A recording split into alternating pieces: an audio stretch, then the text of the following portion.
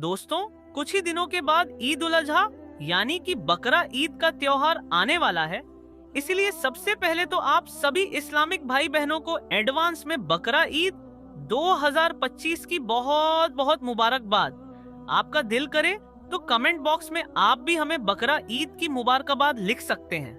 दोस्तों, जैसे ही ईद उल अजहा यानी कि बकरा ईद का त्योहार करीब आता है तो सरकार अपनी तरफ से एक खास गाइडलाइन जारी करती है और अपने आला अधिकारियों को यह सख्त निर्देश देती है कि उनके द्वारा इस गाइडलाइन का सख्ती के साथ पालन करवाया जाए। आज की इस वीडियो में हम बात करने वाले हैं बकरा ईद 2025 की गाइडलाइन के बारे में और आपको बताने वाले हैं कि इस बार यानी कि बकरा ईद 2025 को लेकर मोदी सरकार ने क्या गाइडलाइन जारी की है और ऐसे कौन से 5 खास नए नियम बनाए हैं जिनको लेकर सरकार ने यह साफ कर दिया है कि इन 5 नियमों का सख्ती के साथ पालन करवाया जाएगा। इसलिए आज का यह वीडियो आप सभी के लिए बहुत खास है। आप इसको आखिर तक जरूर देखें और इन 5 नियमों के बारे में आप अच्छी तरह से जान लें और बकरा ईद के मौके पर आप यह गलतियां भूलकर भी ना करें। और आप सबसे यह गुजारिश है कि आप इस वीडियो को देखकर केवल अपने तक ही ना रखें, इसे ज्यादा से ज्यादा शेयर करें ताकि बकरा ईद से पहले पहले यह वीडियो और भी मुसलमानों के पास पहुंच जाए। तो चलिए दोस्तों, शुरू करते हैं। दोस्तों, जैसा कि आप सब लोग जानते हो कि कुर्बानी करना हजरत इब्राहिम अलैहिस्सलाम की सुन्नत है, जिसको अल्लाह ताला ने हम मुसलमानों पर वाजिब किया है। इसलिए हर साल बकरा ईद के मौके पर हर मुसलमान मर्द और औरत कुर्बानी करना चाहता है। लेकिन जैसे ही बकरा ईद का त्योहार करीब आता है तो हर साल सरकार की तरफ से नई नई गाइडलाइन जारी की जाती है। कभी आता है कि खुले में नमाज नहीं पढ़ी जाएगी, तो कभी कहा जाता है कि खुले में कुर्बानी नहीं की जाएगी। लेकिन इस बार बकरा ईद के लिए जो गाइडलाइन जारी की गई है उसको देखकर आप लोग भी हैरान रह जाओगे। हम आपको सरकार द्वारा जारी की गई गाइडलाइन के बारे में बताएं, उससे पहले हम आपको बताना चाहते हैं कि जिस तरह से तमाम मुसलमान कुर्बानी को लेकर हर सुन्नत पर अमल करते हैं, वैसे ही मुसलमानों को सरकार की तरफ से बनाई गई गाइडलाइन का भी जरूर पालन करना चाहिए ताकि हम और हमारे घर वाले किसी भी अनहोनी या मुसीबत से महफूज रहें। दोस्तों, बकरा ईद का त्योहार करीब आते ही मोदी सरकार ने अपनी गाइडलाइन भी जारी कर दी है। इस बार यानी कि बकरा ईद 2025 पर मोदी सरकार ने 5 खास नए नियम बनाए हैं जिनके बारे में हर मुसलमान को मालूम होना और उन पर अमल करना बहुत जरूरी है। यानी कि इस बार ईद उल अजहा यानी कि बकरा ईद की नमाज किस तरह से पढ़ी जाएगी और इस बार बकरा ईद के मौके पर कुर्बानी किस तरह से की जाएगी, ये सब बातें इस गाइडलाइन में लिखी गई हैं। इसलिए इस वीडियो को आखिर तक देखना आपके लिए बहुत जरूरी है। आप इसको जरा भी स्किप ना करें, आप इसको आखिर तक गौर से जरूर देखें। दोस्तों, इस बार मोदी सरकार ने बकरा ईद पर ये 5 खास नए नियम बनाए हैं और अपने आला अधिकारियों को यह सख्त निर्देश दिए हैं कि वे इन 5 नए नियमों का सख्ती के साथ पालन करवाएं ताकि पूरे देश में अमन, चैन और आपसी भाईचारा बना रहे और पूरे देश में बकरा ईद के मौके पर कहीं पर भी कोई माहौल खराब करने की कोशिश ना कर पाए। नंबर 1, खुले में कुर्बानी ना करें। दोस्तों, मोदी सरकार ने अपनी गाइडलाइन में पहला फरमान यह जारी किया है कि इस बार कोई भी शख्स खुले में कुर्बानी ना करने पाए, यानी कि खास करके शहरों के लोग बाहर सड़क पर या खुले मैदान में कुर्बानी ना करने पाए। इस खबर को देखते हुए कई लोगों का यह कहना है कि इस बार मोदी सरकार ने घरों में या खुले में कुर्बानी करने पर रोक लगा दी है, मगर हम आपको बता दें कि यह खबर सरासर गलत है। इस खबर का मतलब यह है कि मुसलमान बाहर सड़क पर या खुले मैदान में कुर्बानी ना करें। खास करके शहरों के लोग इस तरह से जो कुर्बानी करते थे, मोदी सरकार ने इस बार उस पर रोक लगा दी है और अपनी गाइडलाइन में यह साफ साफ कहा है कि बकरा ईद के मौके पर मुसलमान इस बार ऐसा ना करने पाए। इसके लिए सरकार ने अपने आला अधिकारियों को सख्त निर्देश दिए हैं। नंबर 2, बैन जानवर ना काटे जाएं। दोस्तों, मोदी सरकार ने अपनी गाइडलाइन में दूसरा फरमान यह जारी किया है कि इस बार पूरे देश में कहीं पर भी कोई किसी ऐसे जानवर की कुर्बानी ना करने पाए जिस जानवर पर भारत सरकार की तरफ से रोक लगाई गई हो। और इसको रोकने के लिए मोदी सरकार ने अपने आला अधिकारियों को सख्त निर्देश भी दिए हैं। अब दोस्तों, सीधी सी बात है कि मोदी सरकार यहाँ पर गाय की बात कर रही है, यानी कि गौवंश की कुर्बानी को रोकने के लिए मोदी सरकार ने अपने आला अधिकारियों को सख्त निर्देश दिए हैं और इस बार इस पर खास पाबंदी लगाने को कहा है, क्योंकि आप सभी को मालूम है कि गाय के साथ हिंदू भाइयों की आस्था जुड़ी हुई है। हिंदू भाई गाय को अपनी माता मानते हैं और उसकी पूजा करते हैं। इसलिए आप सबसे यह गुजारिश है कि इस बार आप यह गलती भूलकर भी ना करें। जिस जानवर पर भारत सरकार की तरफ से रोक लगाई गई हो, उसकी आप भूलकर भी कुर्बानी करने की कोशिश ना करें। और साथ में मोदी सरकार ने ऐसे लोगों पर भी सख्त कार्रवाई करने के निर्देश दिए हैं जो लोग अफवाह फैलाने का काम करते हैं। यानी कि कई बार कुछ लोग हैं जो ऐसे ही झूठी अफवाह फैला देते हैं कि फला जगह पर गाय की कुर्बानी हो रही है या फिर हो गई है, जिससे फिर माहौल खराब हो जाता है। इस बार मोदी सरकार ने ऐसे लोगों पर सख्त कार्रवाई करने के आदेश अपने आला अधिकारियों को दिया है। नंबर 3, कुर्बानी का गोश्त गैर मुस्लिम इलाकों में ना ले जाए। दोस्तों, मोदी सरकार ने अपनी गाइडलाइन में तीसरा फरमान यह जारी किया है कि इस बार बकरा ईद के मौके पर कोई भी मुसलमान कुर्बानी का गोश्त लेकर किसी भी ऐसे इलाके में ना जाने पाए, यानी कि किसी भी ऐसे मोहल्ले में ना जाए जहां पर गैर मुसलमान लोग ज्यादा रहते हो, यानी कि ऐसा मोहल्ला जहां पर मुसलमान नहीं रहते हैं या फिर बहुत थोड़ी रहते हैं, ऐसी जगह पर कुर्बानी का गोश्त ले जाने के लिए मना किया गया है।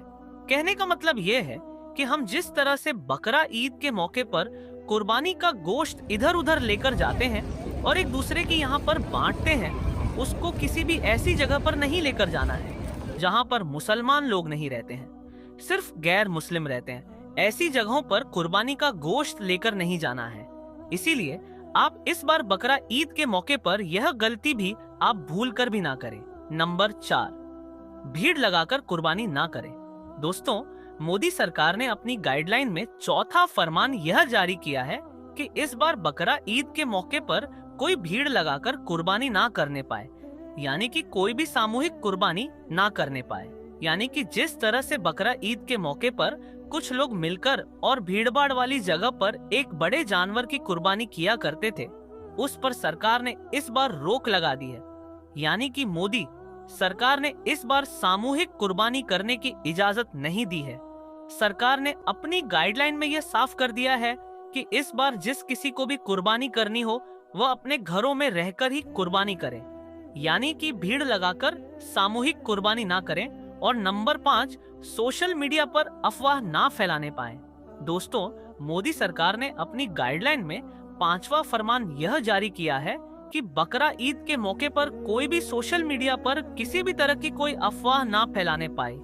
इसके लिए सरकार ने अपने आला अधिकारियों को सख्त निर्देश दिए हैं और सख्ती के साथ में इसका पालन करवाने के आदेश भी दिए हैं, और साथ ही इसका पालन ना करने वालों पर सख्त कार्रवाई करने के निर्देश भी दिए गए हैं। यानी कि मोदी सरकार ने बकरा ईद पर अफवाह फैलाने वालों पर सख्त कार्रवाई करने के निर्देश अपने आला अधिकारियों को दिए हैं और साथ में ऐसे लोगों पर कार्रवाई करने का भी हुक्म जारी किया है। इसके अलावा जो लोग कुर्बानी के जानवरों की कुर्बानी करते हुए की फोटो या फिर वीडियो सोशल मीडिया पर अपलोड करते हैं और माहौल खराब करने की कोशिश करते हैं, ऐसे लोगों पर भी सख्त निगरानी रखने के निर्देश दिए गए हैं। इसीलिए दोस्तों, इस बार बकरा ईद के मौके पर आप यह 5 गलती भूलकर भी ना करें और कुर्बानी के जानवर की कोई भी फोटो या वीडियो सोशल मीडिया पर अपलोड करके किसी भी तरह का कोई दिखावा भी ना करें। याद रखें, कुर्बानी सिर्फ और सिर्फ अल्लाह की रजा के लिए की जाती है, किसी दिखावे के लिए नहीं। इसलिए आप कुर्बानी के जानवर की फोटो या वीडियो सोशल मीडिया पर अपलोड करके कुर्बानी के जानवर की बेहुरमती ना करें। कुर्बानी सिर्फ अल्लाह की रजा के लिए करें और पूरे इखलास के साथ करें।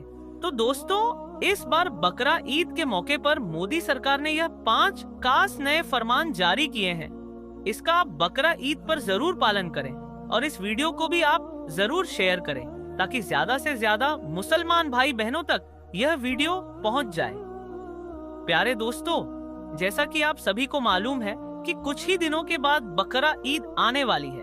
और बकरा ईद के मौके पर मुसलमान जानवरों की कुर्बानी देने वाले हैं। लेकिन जैसे ही बकरा ईद करीब आई है तो कुछ ना समझ लोग उसको लेकर तरह तरह के सवाल उठाने शुरू कर देते हैं। वह कहते हैं कि मुसलमान बकरा ईद क्यों मानते हैं और बेजुबान जानवरों की कुर्बानी क्यों देते हैं, इसके पीछे वजह क्या है। आज की इस वीडियो में हम आपको बकरा ईद को लेकर पूरी मालूमात देने वाले हैं और आपको बताने वाले हैं कि मुसलमान बकरा ईद क्यों मानते हैं और उस दिन जानवरों की कुर्बानी क्यों देते हैं। इसलिए आज की यह वीडियो आप सभी के लिए बहुत ही ज्यादा खास है। आप हिंदू हो या मुसलमान, इस वीडियो को आखिर तक जरूर देखिएगा और मेहरबानी करके इसे शेयर भी कर दीजिए ताकि बकरा ईद आने से पहले पहले यह वीडियो और भी लोगों तक पहुंच जाए। तो चलिए दोस्तों शुरू करते हैं। प्यारे दोस्तों, जैसा कि आप सभी को मालूम है कि हर त्योहार को मनाने के पीछे कोई ना कोई वजह या कहानी जरूर होती है। इस तरह बकरा ईद मनाने पर कुर्बानी देने के पीछे एक इस्लामी वाकया है। याद रहे कि अल्लाह तबारक व ताला अपने महबूब बंदों से यानी कि अपने नबी और पैगंबरों से बहुत मोहब्बत करते हैं और वक्त पर उनका इम्तिहान लेते रहते हैं। इसी तरह से एक बार हजरत इब्राहिम अलैहिस्सलाम का भी इम्तिहान लिया गया। हजारों साल पहले की बात है। एक रोज हजरत इब्राहिम अलैहिस्सलाम अपने घर में आराम फरमा रहे थे कि उनकी आंख लग गई, यानी कि आप पर नींद तारी हो गई। तभी आपने अपने ख्वाब में देखा अल्लाह तबारक व ताला आपसे फरमा रहा है कि इब्राहिम, आप अपनी सबसे प्यारी और अजीज चीज को मेरी राह में कुर्बान करो। प्यारे दोस्तों, याद रहे नबियों और पैगंबरों का ख्वाब कभी भी झूठ नहीं हो सकता। इसीलिए हजरत इब्राहिम अलैहिस्सलाम ने यह ख्वाब सच जाना, फिर अपनी अजीज चीज को अल्लाह की राह में कुर्बान करने के लिए तैयार हो गए। प्यारे दोस्तों, आज की वीडियो में हम आपको बताएंगे कि जब एक हिंदू शख्स भेष बदलकर मक्का पहुंचा तो उसके साथ वहां के हुकूमत और वहां के इंतजामिया ने क्या बर्ताव किया। इसकी पूरी तफसील आपको आज की वीडियो में बताएंगे। लेकिन वीडियो शुरू करने से पहले आप हजरात से एक छोटी सी गुजारिश है कि अगर आप हमारे चैनल पर नए आए हैं तो हमारे चैनल को सब्सक्राइब जरूर कर लीजिएगा ताकि ऐसी ही इनोवेटिव वीडियो आप तक हर रोज पहुंचती रहे।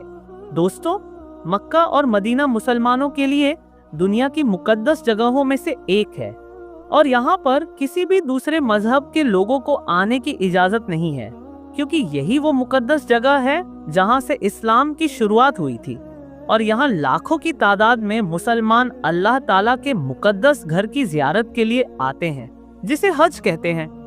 सऊदी अरब के शहर मक्का की आबादी तकरीबन 20 लाख है, लेकिन यहाँ हर साल 7 लाख से ज्यादा लोग पूरी दुनिया से हज के इरादे से आते हैं। इस मुल्क में ज्यादातर लोग हाजियों की खिदमत के लिए तैयार रहते हैं, जो पूरे साल हज के लिए आने वाले मुसाफिरों की राहत का ख्याल रखते हैं।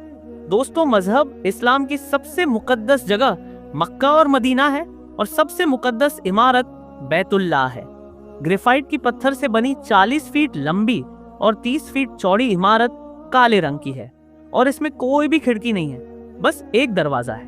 वैसे यह इमारत हजरत आदम अलैहिस्सलाम की पैदाइश से 2000 साल पुरानी है और आपको बता दें कि सारे मुस्लिम काबा की तरफ मुंह करके नमाज पढ़ते हैं। और सबसे अहम बात तो यह है कि मक्का की इस मुकद्दस जगह पर किसी भी गैर मुस्लिम को आने की इजाजत नहीं है और यही बात लोगों के दिमाग में इस जगह को लेकर ताज्जुब और हैरत पैदा करती है।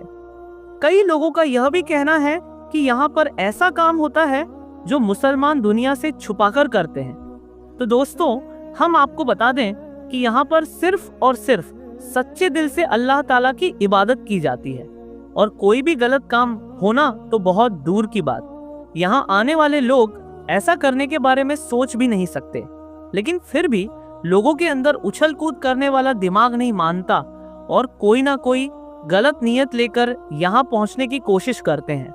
लेकिन अल्लाह की रहमत तो देखिए, यहाँ तक जिस किसी भी शख्स ने गलत इरादे से नापाक मन को लेकर इस जगह पर जाने की कोशिश की है तो वह कभी भी काबा की इमारत के करीब भी नहीं पहुंच पाया।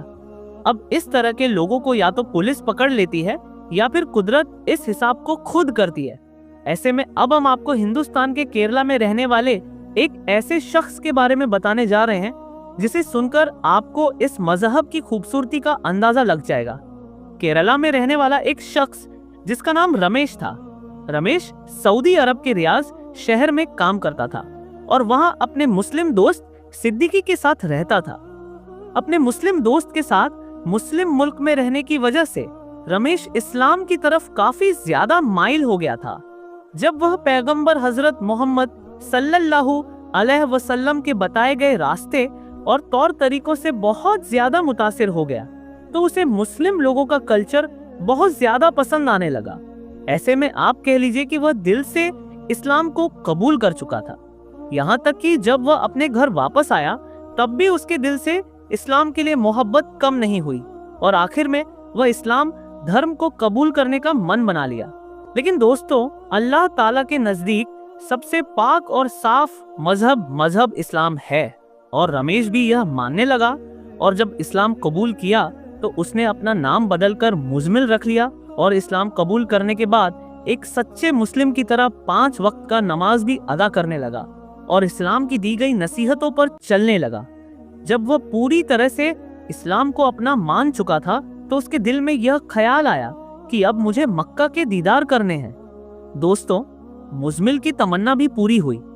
मुजमिल ने अपने नाम से अपना पासपोर्ट बनाया और मक्का मदीना के दीदार के लिए चला गया। दोस्तों, अब यह बात गौर करने की है कि रमेश जो अपना मजहब बदलकर मुजमिल बना था वह पूरी तरह से इस्लाम के लिए तैयार हो गया और उसने यह सोच लिया कि वह जिंदगी के आखिरी वक्त मक्का मदीना में ही गुजारेगा। इसलिए जब वहां पर गया तो उसने खुदा से दुआ की कि अब वह वापस नहीं जाना चाहता और उसकी मौत वहीं पर हो जाए। दोस्तों, जब रमेश उर्फ मुजम्मिल के दिल से इस तरह की दुआ निकली तो उसने अपने साथ अपना कफन भी रखा और उमरा के लिए चला गया। पहले मक्का गया और उमरा करने के बाद वह मदीना आया। वहां पर 2 दिन रुका और वहां पर भी खुदा से दुआ मांगता रहा कि ऐ खुदा, मैं तेरे महबूब की बारगाह में आया हूँ, तू अपने महबूब के सदके मेरी दुआ कबूल फरमा और मेरी मौत यहीं हो जाए। मैं इस बार यहाँ से वापस नहीं जाना चाहता। और दोस्तों, अल्लाह ताला ने उसकी दुआ कबूल कर ली और जब वो नमाज अदा कर रहा था और सजदे में गया हुआ था तो उसकी मौत हो गई और वह उठ ना पाया। उसके बाद उसको वहीं पर दफना दिया गया। अब आप खुद ही सोच लीजिए कि एक गैर मुस्लिम जो जन्म से इस्लाम धर्म के साथ पैदा नहीं हुआ था, लेकिन इस धर्म की खूबसूरती ने उसको एक ऐसा मुसलमान बना दिया कि अपनी आखिरी सांस भी मक्का जैसी पाक जगह पर ही लेना चाहता था और उसकी यह ख्वाहिश अल्लाह ताला ने पूरी भी की। इससे यह बात वाजह होती है कि खुदा अपने बंदों से बेपनाह मोहब्बत करता है और उसे महरूम नहीं रखता। तभी तो अल्लाह ताला ने मुजमिल की ख्वाहिश को पूरी की और दुनिया के सामने मिसाल कायम कर दी। दोस्तों, अगर आप सच्चे दिल से अल्लाह से कुछ भी मांगते हैं तो वह आपको मिलता ही है, मगर आपको अल्लाह ताला पर पूरा यकीन होना चाहिए।